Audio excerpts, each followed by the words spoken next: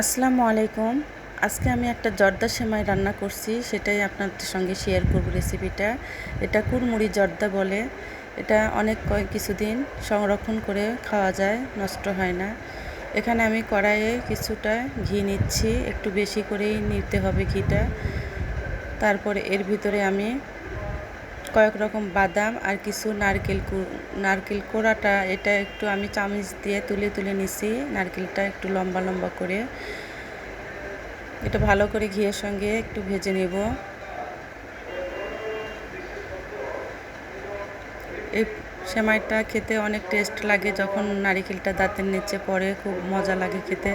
এখানে আমি 2টা দারচিনি আর 2টা সাদা এলাচ দিয়েছি। বেশি মশলা এখানে দিব না, আমি শুধু বাদাম দিয়ে এটা করব। বাদামটা একটু বেশি দিতে হয়।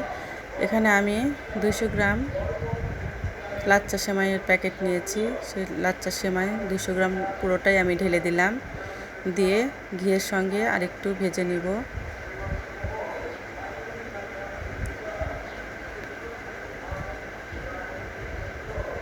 বাদামের সঙ্গে ভালো করে লাল লাল করে ভেজে নিতে হবে।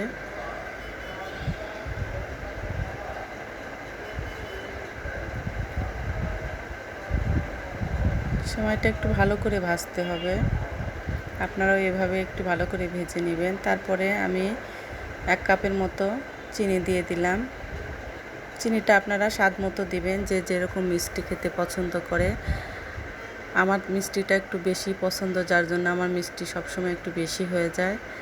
এই সেমাইটা আমার মেয়ে ঢাকা নিয়ে যাবে, ও হলে গিয়ে খাবে, বেশ কিছুদিন রেখেও খেতে পারবে। সেই জন্য আমি শুকনো ঝরঝরা এই সেমাইটা রান্না করে দিচ্ছি।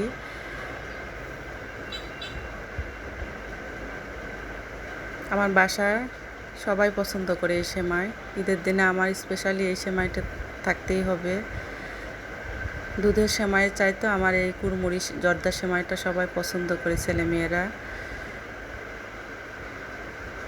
এটা আমি কৌটা ভরে বা বয়াম ভরে রেখে দেই, কয়েকদিন ধরে ওরা অল্প অল্প করে খায়।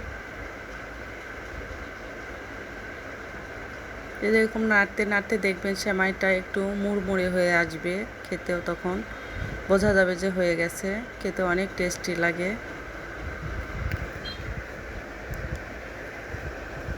সেমাই সবাই যে যার মতো রান্না করে, সবাই এরকম। আমি রান্না হওয়ার পরেও কিছু ড্রাই ফ্রুট ওপরে দিয়ে দিচ্ছি, দেখার সৌন্দর্যের জন্য, এবং খেতেও অনেক টেস্ট লাগবে। সবাই এভাবে রান্না করে খেয়ে দেখবেন। আমার চ্যানেলটি পাশে থাকবেন, নিত্য নতুন চ্যানেলের আমি পোস্ট করতেছি, সেগুলো দেখবেন। চ্যানেলটি সাবস্ক্রাইব করবেন। খেতে আমি একটু খেয়ে দেখলাম, অনেক টেস্টি হয়েছে। আপনারা সবাই এভাবে বানিয়ে সংরক্ষণ করে কিছুদিন রেখে খেতে পারবেন। সবাই ভালো থাকেন, সুস্থ থাকেন। আল্লাহ হাফেজ।